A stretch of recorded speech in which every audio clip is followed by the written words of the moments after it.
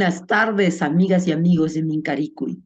Este programa, que es de la Escuela de Educación Superior Pedagógica Puglia Sunchis, viene con el auspicio de LED hasta la puerta de tu casa para replantearnos nuestra educación, para soñar con una sociedad más justa para todos. En este capítulo de Mincaricui, eh, tengo el súper agrado de presentarles, y lo voy a decir sin dudas ni murmuraciones, a alguien a quien considero un poco hija.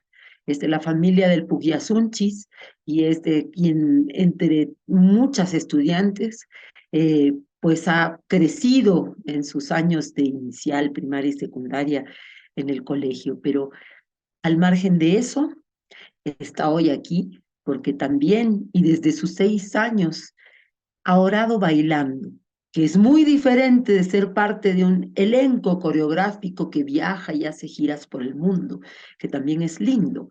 Pero Valeria Villafuerte Wilson, que está hoy día con nosotros, antropóloga de carrera, magíster en políticas públicas y sociales, título que obtiene en España, eh, es bailarina en Paucartambo.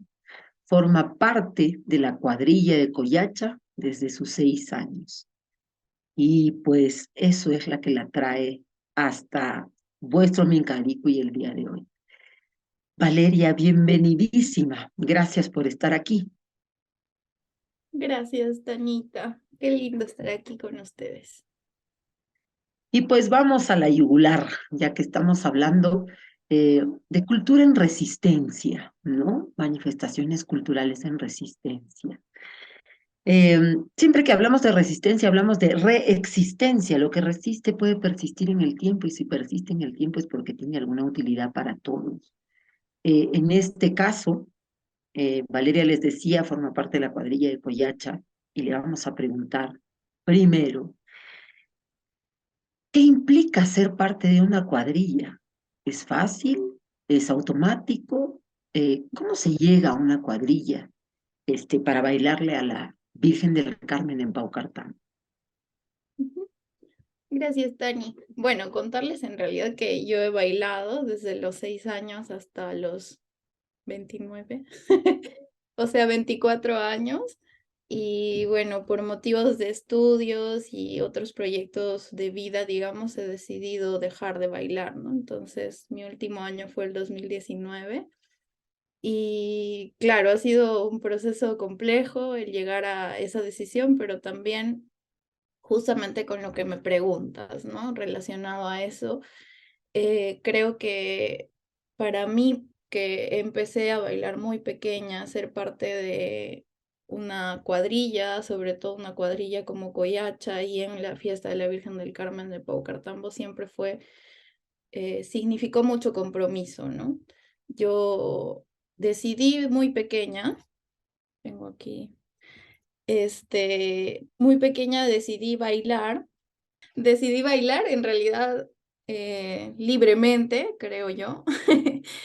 Pedí a mis papás que me presentaran y como ven en esta primera foto, esa soy yo pidiendo bailar a los 5 años.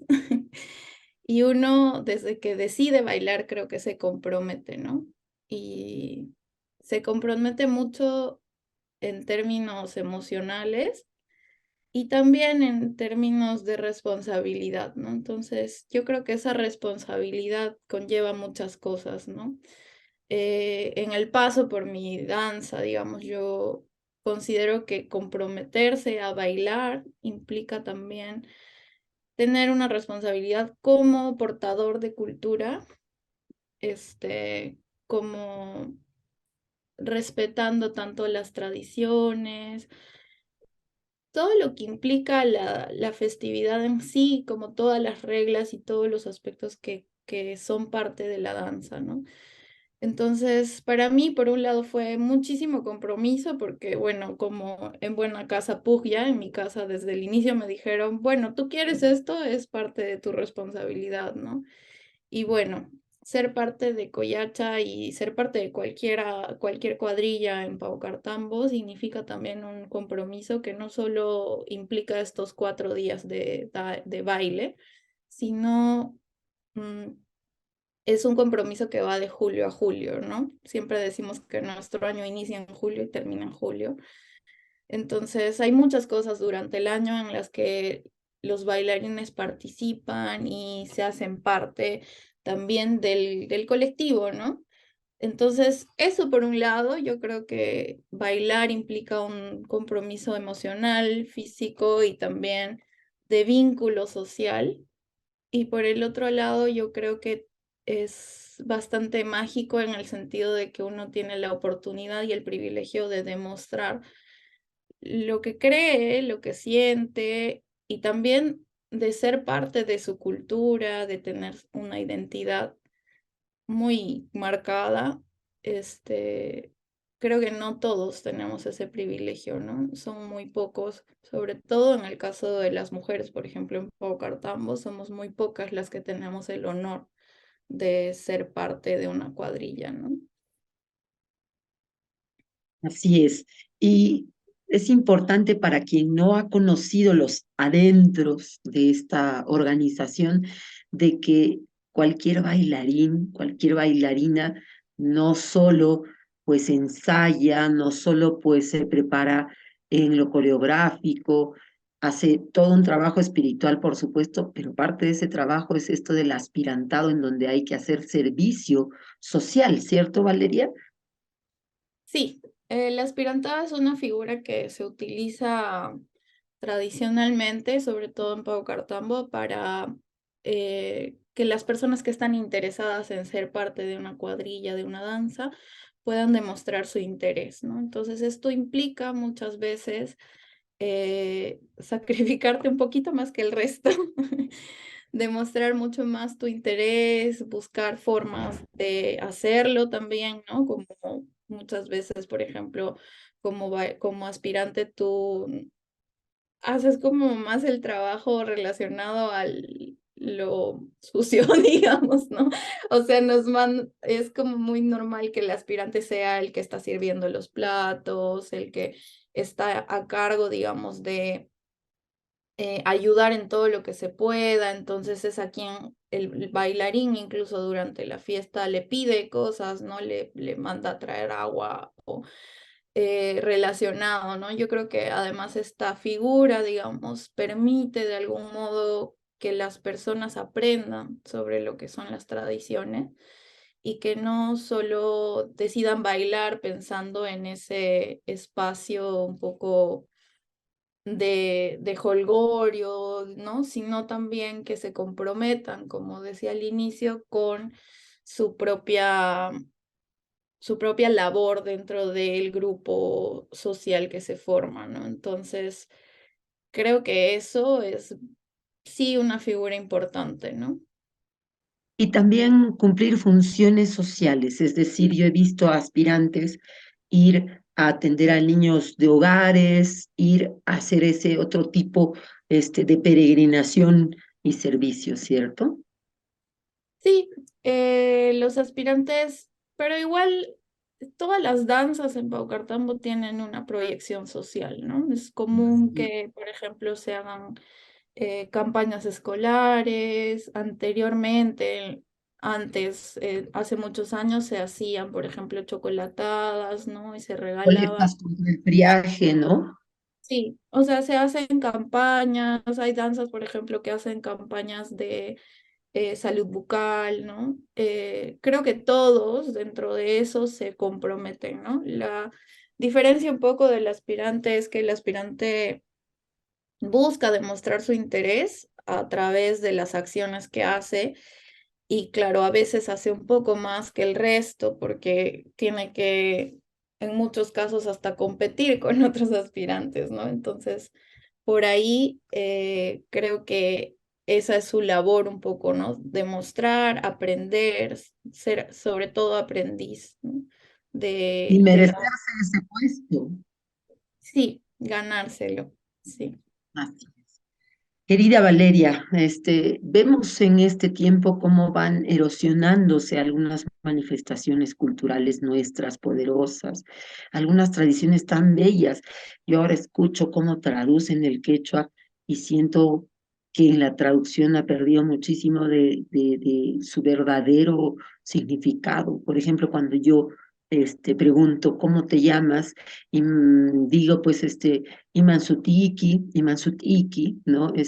O Imansutichaiki, estoy diciendo cuál es tu verdad y estas cosas las vamos perdiendo y en esa erosión cultural vamos reemplazando techos por calaminas, no siempre los cambios son para bien. Algunos sí, probablemente en la evolución humana, pero muchos otros que la cultura hegemónica y la de la marginalidad y la de falta de educación y de tantas cosas nos está haciendo perder lo bello, ¿no? Nuestro sagrado derecho a la belleza y al buen vivir, ¿no?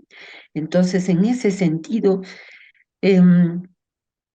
¿por qué crees que el paso del tiempo no ha acabado con las tradiciones que involucran la danza? ¿Por qué no han desaparecido en Paucartambo, Pisac, San Jerónimo? ¿Por qué? ¿Qué crees tú? ¿Qué has experimentado? Eh, Desde mi visión, no solo como danzante, sino como antropóloga, también creo que los ritos que incorporan una parte de participación física o corpórea, digamos, tienen mucha más vigencia en el tiempo, ¿no? El ritual en general se alimenta de la reproducción de todos los pasos y esto hace que se mantenga en el tiempo, ¿no? Que haya una continuidad casi automática.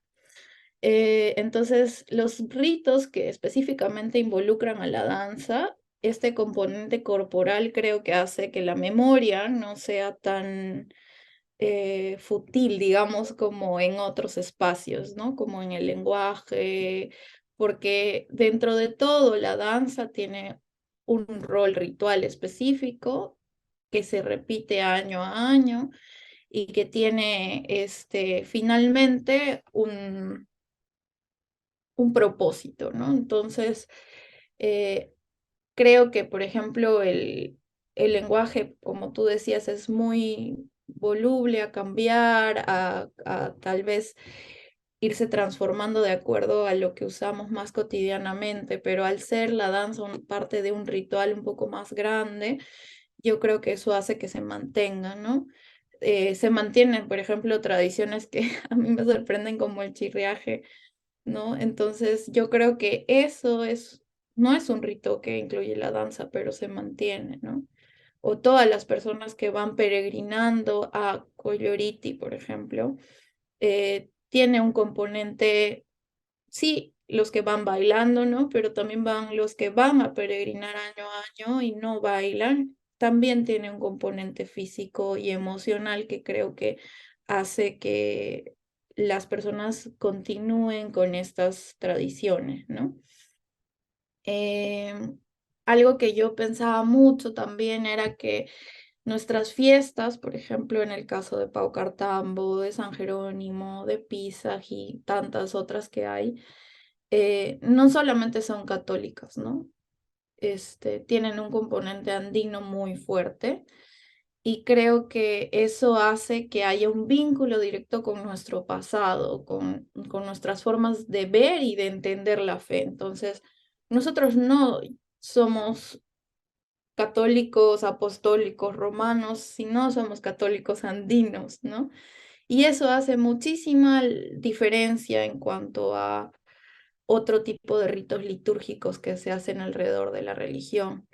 Y es por eso también que nosotros, justamente por este vínculo directo con la tierra que tenían nuestros antepasados, con la Pachamama, es que bailamos, ¿no? Que festejamos además, ¿no? En el tiempo de los incas incluso solo se festejaban, ¿no? No habían estos ritos tan litúrgicos como una misa, por ejemplo, ¿no? Siempre Sí. había baile, eh, bebida, ¿no? Entonces creo que eso es lo que hemos heredado y creo que eso hace también que para nosotros sea tan arraigado, ¿no? Ujú. Eh, Y bien dices, ¿no?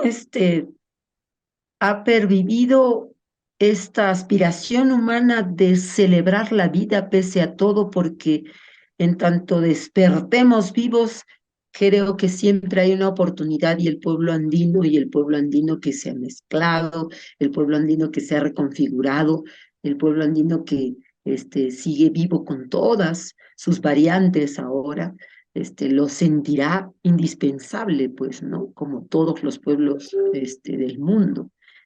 Sí, algo que yo pensaba también era que el, o sea, hay cambios sutiles, ¿no? En el ritual como en las fiestas. Por ejemplo, en Paucartambo, con el pasar del tiempo, los trajes han mejorado visiblemente, ¿no? Son como cambios más estéticos que se acomodan un poco más a lo contemporáneo, ¿no? Es imposible seguir manteniendo las formas en las que hacíamos los trajes anteriormente, ¿no? Entonces, esto hace que también haya un balance entre lo contemporáneo y lo tradicional, ¿no? Hay una negociación constante entre hasta qué punto podemos hacer un cambio o no, ¿no? Este, entonces sí creo que hay, hay transformación, porque si no el ritual ya no sería vigente, ¿no? Deja de ser útil, como tú decías al inicio, ¿no? Entonces, yo creo que hay dos aspectos que explicarían más cómo nuestras fiestas no desaparecen.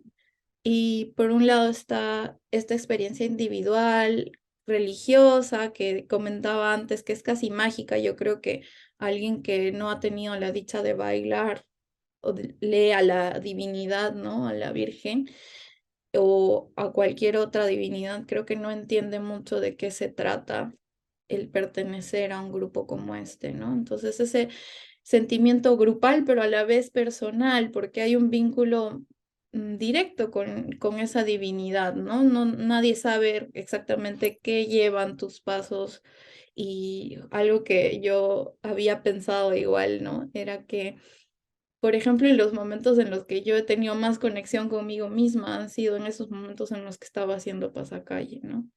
Esos momentos decisivos de mi vida muchas veces han sido en procesión, pensando en mí misma, ¿no? En ese ritual de repetir el paso, uno se va dando cuenta de muchas cosas, ¿no? Entonces, creo que eso hace que se mantenga, pero también por el otro lado hay una dimensión social, ¿no? Las danzas, como les he dicho antes, son unas organizaciones vinculares que existen durante el año, ¿no? No es que existen esos 4 días o que llega cualquiera y baila, ¿no? Sino que es un compromiso, digamos, grupal y hay espacios en los que los miembros, digamos, de estos grupos se vinculan fuera del ritual, ¿no? Entonces, hay algunas cosas que ya sea por tradición familiar o porque el lugar de origen, ¿no? En Paucartambo, muchos descendientes de paucartambinos se hacen parte de las danzas para continuar con este traspaso de la cultura de generación a generación, ¿no? Entonces, por un lado, claro, hay este tema social, ¿no? Este vínculo del grupo que genera un estatus social en estas personas que participan del rito, pero también te permiten tener ese vínculo directo con tus raíces a pesar de que ya no vivas en ese pueblo, ¿no? Eh, Pensaba también en esas personas que no tenemos el privilegio de haber nacido en Paucartambo, ¿no? Y cómo nosotros nos hacemos parte del colectivo, parte de no solo una danza, sino una fiesta tan grande, ¿no? Y yo creo que tiene que ver con que estos vínculos se producen y reproducen, ¿no? Muchas de las personas que llegan a Baucartambo a ver la fiesta, lo que hacen es ir por recomendación de alguien más, ¿no? Por un vínculo familiar, amical o de algún otro tipo que hayan tenido, ¿no? Y también estamos aquellos que nos hacemos grupo de acuerdo a nuestras afinidades, ¿no? Y creo que, por ejemplo, en nuestro caso, en el caso de mi familia, este vínculo de danza, de fe, es a veces hasta más fuerte que el vínculo que tenemos con nuestra familia de sangre, porque no es como, no es algo que se entienda muy fácilmente, ¿no? Entonces, creo que por ahí va el por qué se mantienen nuestras fiestas en el horizonte temporal, ¿no? Claro. Y finalmente, como dirían los sabios hermanos que nos echan la coquita de vez en cuando, lo verdadero trasciende el tiempo. Y tal vez en esa manifestación tan física de danzar, que repito, no es danzar para irse de gira, sino para orar bailando, que es otra connotación. Hay algo que la humanidad entera necesita, para acrecentar su conciencia, su estar aquí. Incluso las meditaciones, por ejemplo, las meditaciones budistas, ¿no? Te ponen al aquí y a la hora, al presente, y muchos de los mecanismos son estar en los sentidos, aquí y ahora, aquí y ahora. Por ejemplo, te ponen a concentrarte en el sentido del oído para que solo escuches durante unos largos minutos, hagas colección de lo que está ahí para tener aquí y ahora y generar la conciencia de lo que necesitas darle a este aquí y a esta hora, ¿no? Eh, vale, siempre es una delicia escucharte. ¿Tú crees que en algún momento se ponga en riesgo de extinción, eh, por todo lo que venimos viviendo, este, no sé, pues la deforestación épica, ¿no? Y la erosión cultural? ¿Crees que hay riesgo de que esto se extinga en algún momento? Y si es que crees que sí, ¿qué se podría hacer? ¿Qué tendríamos que hacer para que no suceda? Sí. Eh, yo personalmente creo que el riesgo no es que desaparezca, sino que se transforme, ¿no? Y creo que hay dos lados de la transformación. El que sucede de manera que se acomoda al tiempo actual, ¿no? Y el que sucede, digamos, en perjuicio de lo que es la tradición, de lo que nosotros queríamos hacer inicialmente con el rito, ¿no? Entonces, yo sí creo, porque un ritual, una tradición es un conjunto de prácticas, ¿no? Normalmente son gobernadas por reglas aceptadas tácitamente. Entonces, por ejemplo, Gisela Canepa dice que las fiestas o este tipo de fiestas genera que se inculquen ciertos valores y normas de comportamiento por repetición. Entonces, yo me pregunto constantemente qué pasa si esos valores y normas cambian, cómo está sucediendo ahora, ¿no? Entonces, sí, sí creo que incluso ahora ya se nota un poco el cambio de valores, de normas, de comportamientos aceptados y no aceptados, eh, que no necesariamente están asociadas al ritual, ¿no? Entonces, hay todo un tema de qué es ético, cómo te puedes comportar siendo bailarín, qué cosas puedes decir, qué cosas no, qué cosas puedes hacer, qué cosas no.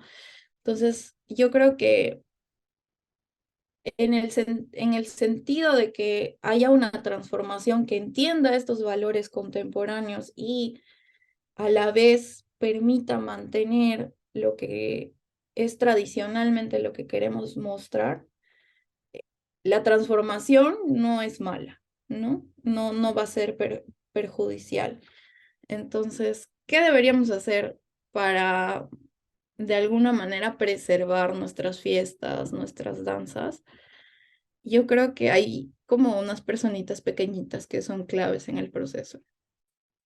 O sea, los niños y las niñas creo que son como algo que se tiene que atender, ¿no? Entonces, para mí, yo vengo pensando constantemente en esto porque yo me he visto involucrada en desde muy pequeña en esto. Entonces, para mí hay dos aspectos que tenemos que atender y que no es como hay que atenderlos de aquí 10 años o esperar a que pase, sino que hay que ser conscientes de que ahí vamos a tener que atenderlos, ¿no? Uno es la generación, ¿no? Los niños en Paucartambo, por ejemplo, tradicionalmente las niñas y los niños participan de las danzas, ¿no? De la mayoría de danzas. Sin embargo, en muchos casos son adornos, ¿no? Son parte de estética de, ay, qué bonito, ¿no? Vamos a vestirlos. Entonces, algo que hemos visto con el pasar del tiempo es que no, que estos niños se tienen que hacer parte de, ¿no? De comprometerse, como yo les contaba al inicio, tener esta responsabilidad de cargar consigo su cultura, su identidad, ¿no? Las reglas para las niñas y los niños han cambiado. En Paucartambo, por ejemplo, era insostenible tener a niñas que vayan creciendo como yo lo hice privilegiadamente para llegar a la fila, pero es necesario como analizar las maneras en las que nosotros podemos involucrar a estos niños de manera más extensa, ¿no? Que nos permita que estos, no sé, 5 o 6 años que estos niñas y niños que fueran pequeños antes bailaron o dejaron de bailar, se mantengan, ¿no? En ese vínculo con su danza. Entonces creo que por ahí hay un enfoque que hay que ver la generación, involucrarlos. Me hubiera encantado mostrarles un video de cómo los pequeños contradancitas hacen una coreografía completa con su caporal. Y así muchas danzas han ido como aprendiendo a darle más lugar a sus niños y niñas. Pero por el otro lado también, y creo que esto no puede ser no una opinión popular, es que hay que atender al género, ¿no? Tanto mujeres como varones deberíamos tener el mismo acceso a ser portadores de cultura. Y en el tiempo yo creo que estos valores que han ido cambiando, ¿no? Nos van a hacer, sobre todo yo creo que a las chicas, cuestionarse su participación en este tipo de espacios, ¿no? Si es que no se adecúan a los valores que actualmente se están desarrollando. Entonces, hay un tema de género muy importante que hay que darle lugar, ¿no? Desde ya. Por ejemplo, hace un tiempo estuve en una reunión con unos amigos y estuvo tocando el maestro Chimango Lares y trajo a sus nietos, ¿no? A su nieta y a su nieto. A los Y dos danzantes chiquitines. los dos están haciendo danza de tijeras. Y eso Ujú. para mí fue revelador, ¿no? Porque creo que como niña que ha sido portadora de cultura, es súper importante sentir ese vínculo con tu cultura, con tu espacio y además tener la responsabilidad de transmitirlo a otras generaciones, ¿no? Creo que eso hace la diferencia. Y no en el afán de ser tradicionalista, sino que eso trae, así como, bueno, no están solo las piedras de Sacsayhuamán, sino, o de Machu Picchu, sino el contenido de valores que hay detrás y que pueden ser útiles para la humanidad, la INI, la reciprocidad, nuestro sentido comunitario, nuestro sentido de servicio, nuestra oración celebratoria, la parte sacra y la parte festiva del Pujllay, ¿no? Bueno, Valeria, siempre es un placer, nos encantaría estar acá mucho más tiempo conversando contigo, pero el mezquino, este dictador del tiempo, nos obliga a tener que decirte hasta prontito y pues que sientas que Mincaricuy está abierto siempre para lo que necesites compartir. Muchísimas gracias, Valeria, muchas gracias, amigas y amigos que han participado de esta edición de Mincaricuy. Les recordamos que para quienes no pudieron ver, no pueden ver el íntegro del espacio de video, del espacio este, eh, completo del Mincaricuy, pues hay un resumen radial que sale en las emisoras y los horarios que ahorita mismo salen en pantalla. Y pues con nosotros, agradecidos con Valeria, será para terminar en la esperanza de que no se banalicen, no se vuelvan de moda, sino nos resignifiquen como seres humanos nuestras tradiciones siempre, pues será hasta el próximo Mincaricui, que va a estar con un tema súper fuerte. Cerrando la temporada casi de prácticas culturales en resistencia, viene Narel Paniagua, etnobióloga boliviana, para, pues, eso, iniciar el último ciclo de esta temporada que hemos llamado Problemas Mundiales con Soluciones Locales. Ella conversará con nosotros alrededor de la posibilidad de patentar nuestros saberes. ¿Será lo mejor? No. ¿Será obligarnos a entrar en una lógica distinta? Será buenísimo escucharla. Gracias a ustedes por habernos acompañado y hasta el próximo Mincari.